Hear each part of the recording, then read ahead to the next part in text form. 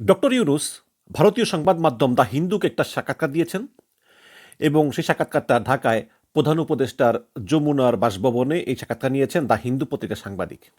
তো দ্য হিন্দু সাংবাদিক প্রশ্ন করেছিল যে আওয়ামী লীগকে আগামী নির্বাচনে প্রতিদ্বন্দ্বিতার সুযোগ দেওয়া হবে কিনা। জবাবে ডক্টর ইউনুস বলেন যে এটা ইতিমধ্যেই ঘোষণা করা হয়েছে, আমরা রাজনৈতিক দলের বিষয়ে সিদ্ধান্ত নিতে চাইনি, বিএনপি এটা করেছে, বলেছে সব রাজনৈতিক দল অবশ্যই নির্বাচনে প্রতিদ্বন্দ্বিতা করবে, সুতরাং তারা ইতিমধ্যেই রায় দিয়ে দিয়েছে, মানে বিএনপি ইতিমধ্যেই রায় দিয়ে দিয়েছে, আমরা দেশের একটি প্রধান দলের মতামত উপেক্ষা করব না। তো সাংবাদিক প্রশ্ন করলো যে তাহলে কি আওয়ামী লীগের নির্বাচনে প্রতিদ্বন্দ্বিতা নিয়ে আপনার কোনো আপত্তি নেই? ডক্টর ইউনুস বললেন, কোনো একটি দল বা আরেকটি দলকে বেছে নেওয়ার জন্য আমরা কোনো রাজনৈতিক ব্যক্তি নই, আমি রাজনীতিকদের আকাঙ্ক্ষাকে বাস্তবে রূপ দিতে সহায়তা করেছি। আজকে সোমবার দ্য হিন্দুর অনলাইন সংস্করণ সেটা প্রকাশ করে ডক্টর ইউনুস বলতে চেয়েছেন যে বিএনপি চায় আওয়ামী লীগ নির্বাচনে অংশগ্রহণ করুক, এবং যেহেতু বিএনপি বাংলাদেশের প্রধান রাজনৈতিক দল, কাজেই ডক্টর ইউনুস বিএনপির মতামতকে উপেক্ষা করতে পারেন না, সুতরাং আগামী নির্বাচনে আওয়ামী লীগ অংশ নিচ্ছে। দ্য হিন্দুর সঙ্গে সাক্ষাৎকারে ঠিক এমনটাই মনে হতে পারে। তো এখন এই যে ডক্টর ইউনুস বললেন যে আওয়ামী লীগ নির্বাচনে অংশ নিতে পারবে, এই বিষয়টা আসলে একটু ভালোভাবে বুঝতে চাই। অপরাধ ট্রাইব্যুনালে কিন্তু আওয়ামী লীগের নেতাদের বিরুদ্ধে এবং দল হিসাবে আওয়ামী লীগের বিরুদ্ধে মামলা হয়েছে। এবং আপনারা জানেন যে গতকালকেই কয়েকজনকে ট্রাইব্যুনালে উঠানো হয়েছে, আওয়ামী লীগের সিনিয়র নেতা। তো এই ট্রাইব্যুনালে যদি আওয়ামী লীগের ওই নেতাদের বিরুদ্ধে মামলা হয়, তাহলে তারা নির্বাচনে অংশগ্রহণ করতে পারবে না। আর যদি ট্রাইব্যুনালে আওয়ামী লীগের বিরুদ্ধে রায় হয়, তাহলে তো তারা পারবে না। আজকে এই প্রথম আলোকে দেওয়া ইন্টারভিউতে আসিফ নজরুল বলেছেন যে কোনো রাজনৈতিক দলের বিরুদ্ধে মানবতা বিরোধী অপরাধের অভিযোগ থাকলে ও আদালত মনে করলে প্রয়োজনীয় শাস্তিমূলক ব্যবস্থা নেওয়ার জন্য সুপারিশ করতে পারবে, এমন বিধান রেখে আন্তর্জাতিক অপরাধ ট্রাইব্যুনাল অধ্যাদেশের সংশোধনীর খসড়া তৈরি করা হয়েছে। এই খসড়া অনুমোদনের জন্য আগামী বুধবার উপদেষ্টা পরিষদের বৈঠকে উপস্থাপন করা হবে। আজকেই বলেছে আসিফ নজরুল যে নতুন আইন পাশ হচ্ছে, যে আদালত ইচ্ছা করলে কোনো রাজনৈতিক দলের বিরুদ্ধে ব্যবস্থা নেওয়ার সুপারিশ করতে পারবে। এটা আজকের খবর, প্রথম আলো থেকে বললাম। এই অধ্যাদেশ সংশোধনী করার ফলে অপরাধ আদালত যদি রায় ঘোষণা করে দেয় যে আওয়ামী লীগকে নিষিদ্ধ করা হবে বা আওয়ামী লীগের বিরুদ্ধে ব্যবস্থা নেওয়া হবে, তাহলে তো এই আপনার আমার বিএনপির মতামতে কিছু আসা যায় না, তাই না? এটা তো আদালতের রায়। এখন দ্য হিন্দু পত্রিকাকে ইন্টারভিউ দেওয়ার সময় ডক্টর ইউনুস বললেন যে এটা তো ইতিমধ্যেই ঘোষণা হয়ে গিয়েছে। আপনি কিসের ভিত্তিতে ঘোষণা দিলেন, কখন ঘোষণা দিলেন? আমি আসলে দর্শক এই সরকার সমালোচনা করতে চাই না, কিন্তু কিছু কিছু বিষয় আসলে সমালোচনা না করে পারা যায় না। আমরা তো এর আগে জানতামই না যে আওয়ামী লীগ অংশগ্রহণ করবে কি করবে না, এটা ধোঁয়াশা ছিল। আপনি হঠাৎ করে বলে দিলেন যে এটা তো অলরেডি ঘোষণা হয়ে গিয়েছে। কখন ঘোষণা হলো, কিভাবে ঘোষণা হলো? ডক্টর ইউনুসের আজকে দ্য হিন্দুর সঙ্গে ইন্টারভিউ দেওয়ার আগে কোথাও তো আমি শুনি নাই যে তিনি বলেছেন যে আওয়ামী লীগ নির্বাচনে অংশগ্রহণ করবে। কোথাও বলেছেন কি আপনারা বলেন তো? কোথাও তো তিনি বলেন নাই। তাহলে তিনি কিভাবে বললেন যে ঘোষণা হয়ে গিয়েছে? বিএনপিকে এখন আজকেই স্পষ্টভাবে বলতে হবে যে তারা ডক্টর ইউনুসকে চাপ দিয়েছে কিনা যে আওয়ামী লীগকে নির্বাচনে অংশগ্রহণ করার সুযোগ দিতে হবে। এটা বিএনপিকে স্পষ্ট করতে হবে আজকের ভিতরেই। আর যদি বিএনপি এটা স্পষ্ট না করে এবং মুখে কুলুপ দিয়ে থাকে, তাহলে বুঝতে হবে যে আসলেই বিএনপি গোপনে গোপনে সরকারকে চাপ দিয়েছে যে আমরা চাই আওয়ামী লীগ নির্বাচনে অংশগ্রহণ করুক। আওয়ামী লীগকে পুরোপুরি নিষিদ্ধ করার পক্ষেও কিন্তু আমি নই, যেহেতু এটা ঐতিহ্যবাহী দল। আমি চেয়েছিলাম যে একটা গণভোটের আয়োজন করেন, যে এই গণভোটের মাধ্যমে পৃথিবীর বিভিন্ন দেশে আছে কিন্তু যে একটা গণভোটের আয়োজন করে, রেফারেন্ডাম করে, রেফারেন্ডামের মাধ্যমে আপনারা যদি জনগণ রায় দেয়, তাহলে আওয়ামী লীগকে অন্তত 10 বছরের জন্য নিষিদ্ধ করুন। যেহেতু তারা অন্যায়ভাবে 3টা নির্বাচন করেছে, 3টা নির্বাচনে তারা 10 বছর 7 মাস ক্ষমতা ছিল, 7 মাস তাদেরকে ডিসকাউন্ট দিলাম, অন্তত 10 বছর নিষিদ্ধ করুন। এবং 14 সালের নির্বাচনে এবং 24 সালের নির্বাচনে যারা যারা অংশগ্রহণ করেছে সবাইকে রাজনীতি করার অধিকার থেকে নিষিদ্ধ করুন, অন্তত 2 টার্মের জন্য। তারপর তারা আবার করতে পারবে, তার শাস্তি হবে যে হেই দেখো তোমরা অবৈধভাবে নির্বাচন করে ক্ষমতা দখল করে রেখেছিলে, তার শাস্তি স্বরূপ তোমাদেরকে এই 10 বছর রাজনীতি থেকে নিষিদ্ধ করা হলো, তারপর তোমরা রাজনীতি করতে পারবে। আমি চেয়েছিলাম এটুকুই, পুরোপুরি নিষিদ্ধ হোক এটা কিন্তু চাইনি। কিন্তু এগুলো বাস্তবায়ন না করে ডক্টর ইউনুস ঘোষণা দিয়ে দিলেন যে বিএনপির অনুরোধে আওয়ামী লীগকে আগামী নির্বাচনে অংশগ্রহণের সুযোগ দেওয়া হবে। তিনি কোনো ট্রাইব্যুনালের জন্য ওয়েট করলেন না, তিনি কোনো গণভোট দিলেন না, তিনি অংশীজনের মতামত নিলেন না, তিনি যে ছাত্র সমাজ নাগরিক কমিটি বৈষম্যবিরোধী ছাত্র আন্দোলন কারো মতামত দিলেন না, তিনি বলে নিলেন যে ঘোষণা হয়ে গিয়েছে। এখন ডক্টর ইউনূসকে আমার প্রশ্ন যে আপনাকে এই ঘোষণা দেওয়ার অধিকার কে দিয়েছে? গত 10-15 বছর ধরে 3000 ক্রসফায়ার, 600-র বেশি মানুষকে গুম, এই বৈষম্যবিরোধী ছাত্র আন্দোলনে প্রায় 1500-এর মতো নিহত, 10,000-এর মতো আহত, যেই দলটা ইতিহাসের সবচেয়ে বড় গণহত্যাকারী হিসাবে চিহ্নিত হয়ে যার প্রধান দেশ ছেড়ে পালিয়ে গিয়েছে, সেই দলটাকে আপনি নির্বাচনে যাওয়ার ঘোষণা দিয়ে দিলেন। এই অধিকারটা আপনাকে কে দিয়েছে? আপনাকে এটার ক্লারিফাই করতে হবে। এবং বিএনপিকেও আজকের ভিতরে স্পষ্ট বলতে হবে, পরিষ্কারভাবে বলতে হবে যে তারা আসলে চায় কি না আওয়ামী লীগ নির্বাচনে অংশগ্রহণ করুক, বা আওয়ামী লীগের ব্যাপারে বিএনপির সিদ্ধান্ত কি, এটা আজকের ভিতরে বিএনপিকে বলতে হবে। এর আগে মির্জা ফখরুল অনেকবার ইন্টারভিউ দিয়েছেন বিভিন্ন পত্রিকায়। তো কিছু কিছু ইন্টারভিউতে জিজ্ঞেস করা হয়েছিল যে আপনারা কি চান কি না যে আওয়ামী লীগ নির্বাচনে আসুক। মির্জা ফখরুল ইসলাম আলমগীর স্পষ্ট বলেছেন যে আমরা চাওয়ার না চাওয়ার কি, জনগণ চাইলে আওয়ামী লীগ আসবে, জনগণ না চাইলে আওয়ামী লীগ আসবে না। কিন্তু এখানে কথাটা অস্বচ্ছতা আছে। জনগণ কিভাবে চায়, মানে জনগণ চায় কিনা এটা বুঝবেন কিভাবে, তাই না? জনগণ চায় কিনা এটা বোঝার জন্য তো গণভোট দিতে হবে, এবং সেই গণভোটের কথা, সেই রেফারেন্ডের কথা তো আমি বারে বারে বলতেছি অনেকবার। কাজেই শুধু মির্জা ফখরুল ইসলাম আলমগীর বলবেন যে জনগণ চাইলে আওয়ামী লীগ আসবে, আচ্ছা জনগণ চাইলে তারপর কথা, আপনারা কি চান সেটা স্পষ্ট করে বলে না। তো এটা তো স্পষ্ট করে বলতে হবে আপনাকে যে আসলে বিএনপি চায় কিনা যে আওয়ামী লীগ নির্বাচনে আসুক। যেমন দ্য ডেইলি স্টার পত্রিকায় মির্জা ফখরুল ইসলাম আলমগীর বলেছেন যে আওয়ামী লীগ নির্বাচনে অংশ নিতে পারবে কি পারবে না সে সিদ্ধান্ত নেবে এদেশের জনগণ, এটা জনগণের উপর নির্ভর করতেছে।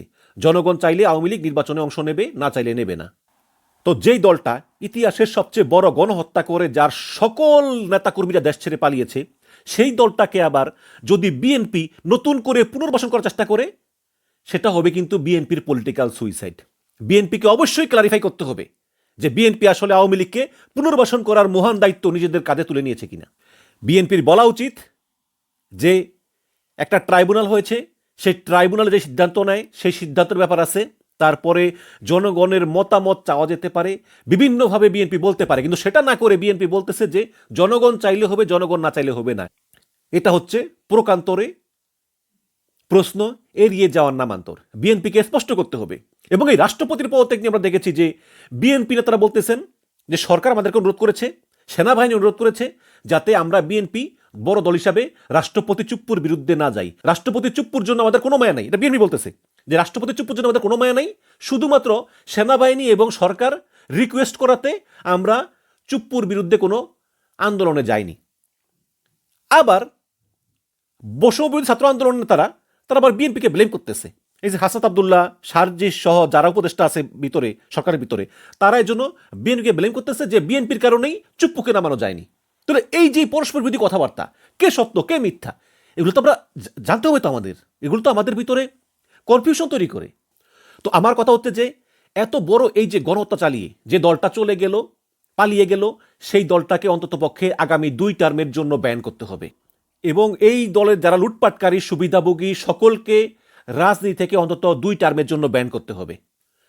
এবং সেটা আদালতের মাধ্যমে হতে পারে বা সরকারের এক্সিকিউটিভ অর্ডারে হতে পারে। যেভাবেই হোক এই দলটাকে শাস্তি দিতে হবে। এতে বাংলাদেশের জনগণের ভিতরে কোনো দ্বিমত নাই। বাংলার জনগণ চায় যে আওয়ামী লীগ যে অপরাধ করেছে তার জন্য সে আওয়ামী লীগকে শাস্তি পেতেই হবে, এর কোনো বিকল্প নাই। আর ডক্টর ইউনূসকে স্পষ্টভাবে বলতে হবে যে আপনি এই ট্রাইব্যুনালে যে মামলা চলমান এবং বিএনপির সঙ্গে সরাসরি আলোচনা কিভাবে করেছেন, বিএনপি কীভাবে চাপ দিয়েছে আমি জানি না, আপনি সরাসরি বলে দিলেন যে বিএনপি চায় আওয়ামী লীগ নির্বাচনে অংশগ্রহণ করুক, সুতরাং আওয়ামী লীগ নির্বাচনে অংশগ্রহণ করবে। এটা বলার অধিকার আপনাকে কে দিয়েছে? আপনি বলেন আমাকে, এটা বলার অধিকার আপনাকে কে দিয়েছে?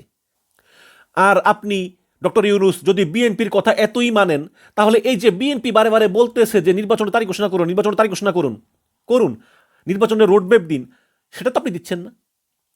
তাহলে বিএনপির কথা আপনি এতই মানেন, ওই বিএনপির কথা মেনে আপনি আওয়ামী লীগকে নির্বাচনে অংশগ্রহণের সুযোগ দিবেন, তাহলে বিএনপির কথা মেনে আপনি নির্বাচনের তারিখটা দিচ্ছেন না কেন? তাই না? এগুলো তো আমাদেরকে বলতে হবে, এগুলো আপনাকে ক্লারিফাই করতে হবে ডক্টর ইউনূস।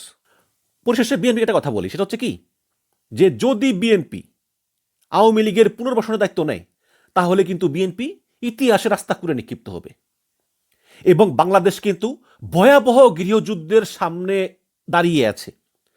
আমরা ইতিপূর্বে দেখেছি পৃথিবীর বিভিন্ন দেশে যখন একটা বিপ্লব হয়, একটা গণঅভ্যুত্থান হয়, বিপ্লবের পরে দুই পক্ষের রেষারেষিতে আসলে তখন বিভিন্ন স্টেক হোল্ডার তৈরি হয়। বিপ্লবের আগে সবাই এক গ্রুপ থাকে, বাট বিপ্লবের পরে তারা নিজেরা নিজেরা বিবাদে জড়িয়ে পড়ে এবং সেখানে কিন্তু অনেক অভ্যুত্থান, পাল্টা অভ্যুত্থান, বিপ্লব, প্রতি বিপ্লবগুলো হয় আমাদের মহান মুক্তিযুদ্ধের পরে। এই জাসদ এবং আওয়ামী লীগ তাদের ভিতরে রক্তক্ষয়ী সংঘর্ষে প্রায় 30-40 হাজার মানুষ মারা গিয়েছে এবং শেখ মুজিবের রক্ষী বাহিনী তারা প্রচুর জাসদের কর্মীদেরকে হত্যা করেছে। এবং এই শেখ মুজিবের মৃত্যুর পরে সেনাবাহিনীতে কু পাল্টা কু, তারপর জিয়াউর রহমানের ক্ষমতায় আসে, এগুলো তো হয়েছে। এখন বাংলাদেশে হাসিনা পালিয়ে যাওয়ার পরে বিএনপি এবং ছাত্ররা তারা মুখামুখি এখন দাঁড়িয়ে গিয়েছে। বিশেষ করে বিএনপির এই যেই চুপচাপ ধরি মাছ নাছুই পানি, এই নীতিটাকে আসলে ছাত্ররা নিতে পারতেছে না। বাংলাদেশ একটি গৃহযুদ্ধের মুখে দাঁড়িয়ে আছে। সেই গৃহযুদ্ধটা হবে এই ছাত্রদের ভিতরে এবং এই বিএনপির ভিতরে এই আওয়ামী লীগের পুনর্বাসন নিয়ে। আমি যদি শুধু এই আপনাদেরকে ছাত্রদের ফেসবুক স্ট্যাটাসগুলো পড়ে শোনাই। হাসনাত আব্দুল্লাহ লিখেছেন যে stop political conspiracy, we are already শহীদ, মানে আমরা অলরেডি শহীদ হয়ে গিয়েছি। একটু আগে তিনি লিখেছেন যে 18ই জুলাইয়ের একটি কথোপকথন, মানে 18ই জুলাই একটা কথোপকথন, ভাই আপনারা আপনাদের ছেলেদের রাস্তায় নামান। তখন তারা বলল যে আমরা আপাতত সরকার পতন নিয়ে কিছু ভাবছি না, মানে এটা বিএনপির উদ্দেশ্যে বলছে, যদি নাম মেনশন করে নাই। তারপর 4 ঘন্টা আগে লিখেছেন যে ছেলেদের রক্তের উপর পা রেখে দিল্লিকে ক্যাবলা বানিয়ে ক্ষমতার মসনদে যাওয়ার আকাঙ্ক্ষা জনগণের মুক্তির নিয়তের সঙ্গে বিশ্বাসঘাতকতা। আওয়ামী লীগ পুনর্বাসনের জন্য যারা উদ্যোগ নেবে তাদেরকে ইতিহাস গণশত্রু হিসেবে চিহ্নিত করবে। জুলাই অভ্যুত্থানের স্পিডকে যারা ধারণ করে, যারা গণমানুষের আকাঙ্ক্ষাকে প্রতিফলন ঘটাতে চায়, তারা 24 পরবর্তী বাংলাদেশে আওয়ামী লীগের বিচার নিশ্চিত করার দাবি ছাড়া আওয়ামী লীগ নিয়ে রাজনৈতিক অঙ্গনে আর কোনো দ্বিতীয় বক্তব্য দিতে পারে না। মাহফুজ আলম লিখেছেন যে you snatched it away for twice, this time we do everything necessary for people power. মানে গত 2 বার এটা ছিনতাই হয়ে গিয়েছে, 90-তে এবং 2007-এ যে আমরা যে বিপ্লব করেছি, গণঅভ্যুত্থান করেছি, সেখানে কিন্তু এই জনগণের যে রাইটস, পিপলস পাওয়ার, এটা কিন্তু প্রতিষ্ঠিত হয়নি। বাট এবার তারা এটা করবে যেভাবেই হোক। এবং গতকালকে মাহফুজুল একটা পোস্ট দিয়েছেন, গণঅভ্যুত্থানের 100 দিন হয়ে গেল, পুরানো বন্দোবস্তের প্রতি দাসখত লিখে দেওয়া লোকেরা আবার ঐক্যবদ্ধ হবে। এ দল ওই দল এখানে মুখ্য নয়, মুখ্য হলো পুরাতন প্রজন্ম বন্দোবস্ত। ছাত্র তরুণদের একটা সুযোগ এসেছে, প্রত্যেকটি প্রজন্মের কাছে এরকম একটা সুযোগ আসে। 90-এর ছাত্র তরুণ খরচ হয়ে গেছে আগের প্রজন্মের ধূর্তামির কাছে। আবারও সেই ধূর্ত পুরাতনপন্থীরা ছাত্র তরুণদের মধ্যে যে বিভেদ ও অনাস্থা তৈরি করেছেন, সে সম্বন্ধে ছাত্র তরুণরা সতর্ক না থাকলে তারা প্রজন্ম আকারে হত্যাযোগ্য হয়ে উঠবেন। মানে এই ছাত্ররা মারা যাবেন, কারণ 90-এ এত রক্তাক্ত এবং কনফ্রন্টেশনাল ছিল না। মানে বলতে চাইছেন যে পুরাতনপন্থীরা যে ষড়যন্ত্র করতেছে, সেটা যদি ছাত্র তরুণরা হ্যান্ডেল করতে না পারে, তাহলে এই ছাত্র তরুণদের কিন্তু হত্যার সম্মুখীন হতে হবে। কারণ 90-এর আন্দোলনে এত রক্ত ঝরে নাই, বা এত মানুষ মারা যায় নাই, বা এত হুমকি ধামকিও ছিল না। এখানে প্রায় 1.5 লক্ষ আহত, মানে 50,000 আহত, মানে মাঠে লড়াকু আছেন, এরকম 2,000 শহীদ হয়েছেন। গৃহযুদ্ধের পূর্ববর্তী মুহূর্তে তিনি লিখেছেন যে গৃহযুদ্ধের পূর্ববর্তী মুহূর্তে, মানে গৃহযুদ্ধ কিন্তু আসন্ন, একটা সামাল দেওয়ার প্রচেষ্টা শুরু হয়েছে, যা এখনো চলমান। কিন্তু এই যুদ্ধ তো হবেই কোনো না কোনো ফরম্যাটে। পুরাতন এবং নতুনের এই রক্তাক্ত দ্বন্দ্বে রণনীতি এবং প্রধান দ্বন্দ্ব বুঝে নেওয়া জরুরি। পুরাতন এবং নতুনের, মানে পুরাতন মানে বিএনপি জামাত, আর নতুন মানে তারা, এই দ্বন্দ্বে রণনীতি এবং প্রধান দ্বন্দ্ব বুঝে নেওয়া জরুরি। মৃত্যু আমাদেরকে ছুঁয়ে গিয়েছে, আমরা জ্যান্ত মরা হয়ে গিয়েছি। আমাদের শহীদ হয়ে যাওয়া ভাই বোনের সাক্ষ্যকে নিরন্তর পুনরাবৃত্তি করে যেতেই হবে। ক্লান্ত হইয়েন না, জড়ো হন, ঘন হয়ে বসুন। স্পষ্ট গৃহযুদ্ধের ইঙ্গিত, স্পষ্ট গৃহযুদ্ধের ইঙ্গিত। এবং দর্শক, আমি বলতে চাই যে যেভাবে ছাত্রদেরকে আওয়ামী লীগ হুমকি দিচ্ছে, হাসিনার প্রত্যেকটা ফোন রেকর্ডে বলা হচ্ছে যে এদেরকে বিচার করা হবে, এদের শাস্তি দেওয়া হবে, এদেরকে ফাঁসি দেওয়া হবে। এবং ওই যে মাকসুদ আছে না, মাকসুদ, ওই যে ফিডব্যাকের মাকসুদ, আগে ব্যান্ড শিল্পী ছিল, সে ফেসবুকে লেখছে যে এদেরকে ফাঁসি দেওয়া হবে বা ওই যে গলা কাটা হবে, এবং এটা করার আগে জমটুপি পরানো যাবে না, কারণ জমটুপি পরলে ওরা আমেজটা পাবে না। এভাবে অনবরত হুমকি দেওয়া হচ্ছে আওয়ামী লীগের পক্ষ থেকে এই ছাত্রগুলোকে। বিএনপিকে কিছু বলতেছে না, কিন্তু শুধু এই ছাত্রগুলিকে। গতকালকের যে শেখ হাসিনা কনভারসেশনটা ফাঁস হলো, গতকালকেটা, সেটা সে বলেছে যে সাধারণ ছাত্রদেরকে আমি ক্ষমা করে দেব, কিন্তু যারা নেতা আছে ওদের বিরুদ্ধে আমি ব্যবস্থা গ্রহণ করব। ওদেরকে মানে ফাঁসি দিবে। তখন একজন বলে যে আপা আপা লাইভ ফাঁসি দেখবো, আপা লাইভ ফাঁসি দেখবো। তো সেই জায়গায় এই ছাত্ররা যখন শোনে ওদের প্রায় ১৫০০-এরও অধিক নেতাকর্মী হারিয়েছে এবং তারা নিজেরাও আসলে ঝুঁকিতে আছে, অনবরত আওয়ামী লীগ হুমকি দিচ্ছে, সেই জায়গায় যদি তারা শোনে যে বিএনপি চাচ্ছে আওয়ামী লীগের পুনর্বাসন, তার মানে আবার বিএনপি এবং আওয়ামী লীগ আবার পর্যায়ক্রমে ক্ষমতায় আসবে, তত্ত্বাবধায়ক সরকার আসবে, আর আওয়ামী লীগ একবার আসলেই যেভাবে তারা জামাতে ফাঁসি দিয়েছে, যেভাবে তারা বঙ্গবন্ধু হত্যাকারীদের ফাঁসি দিয়েছে, ঠিক একইভাবে তারা আবার এই হাসনাত সার্জিস, এই মাহফুজ নাহিদ আসিফকে ফাঁসি দেবে। এটা তারা মেনে নিবে কিভাবে? আপনি আমাকে বলেন তো। এ তো বাস্তবতা, যেখানে আমার জীবনের হুমকি। সুতরাং গৃহযুদ্ধ আসন্ন। এখন বিএনপিকে এটা মোকাবেলা করতে হবে। বিএনপি আওয়ামী লীগকে যদি পুনর্বাসন করার মহান দায়িত্ব নিজেদের কাঁধে তুলে নেয়, তাহলে বিএনপিকে এই ছাত্র জনতার মুখোমুখি আরেকবার হতেই হবে। এবং যদি হয়, তাহলে আমি জানি না যে এবার আসলে বিএনপি যদি ভারতের কোনো হেল্প পায় বা আমেরিকার কোনো হেল্প পায়, তাহলে বিএনপি তো টিকে যাবে, কিন্তু জনগণের মনে বিএনপির প্রতি আরেকটা ঘৃণা তৈরি হবে।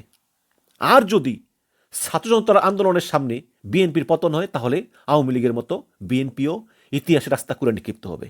কাজে আমি বিএনপিকে আহ্বান জানাবো যে আপনারা এই আওয়ামী লীগের আমলে অনেক নির্যাতিত হচ্ছেন, নিপীড়িত হয়েছেন, কোনো সন্দেহ নাই, জামাত হয়েছে, কিন্তু অন্তত এই আওয়ামী লীগের পুনর্বাসন প্রশ্নে আপনারা ছাত্র জনতার বিরুদ্ধে যাবেন না। গণতন্ত্রে রাজনৈতিক দল প্রয়োজন হয়, ইতিহাসের প্রয়োজনে বহু রাজনৈতিক দল আসে, বহু রাজনৈতিক দল চলে যায়। একসময় মুসলিম লীগ ছিল, এখন নাই, নতুন দল এসেছে, এভাবে আসবে। একসময় জাসদ ছিল আওয়ামী লীগের প্রধান প্রতিদ্বন্দ্বী, এখন জাসদ নাই, এখন বিএনপি হয়েছে, এভাবেই আসবে যাবে। কিন্তু আওয়ামী লীগ যে গণহত্যা চালিয়েছে, যে ঘৃণিত গণহত্যা চালিয়েছে, সেই আওয়ামী লীগকে পুনর্বাসন করার প্রশ্নই আসে না। আর যদি করেন, তাহলে বাংলাদেশে আরেকটা গৃহযুদ্ধ শুরু হবে এবং সেই গৃহযুদ্ধে বিএনপির সঙ্গে ছাত্রদের যে দ্বন্দ্ব শুরু হবে, সেই দ্বন্দ্বে সুযোগ নিতে পারে কিন্তু অনেকেই। সেই গৃহযুদ্ধের সুযোগটা ভারত নিতে পারে, সেই গৃহযুদ্ধের সুযোগটা পলাতক হাসিনা নিতে পারে, অথবা সেই গৃহযুদ্ধের সুযোগটা সেনাবাহিনী নিতে পারে।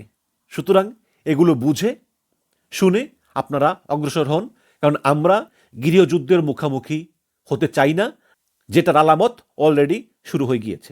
ধন্যবাদ।